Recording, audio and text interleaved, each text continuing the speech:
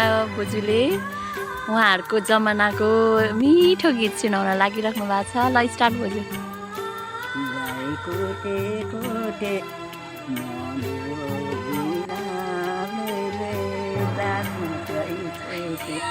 कोही कोही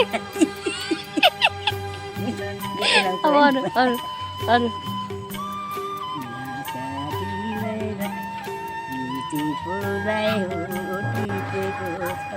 ओए ओए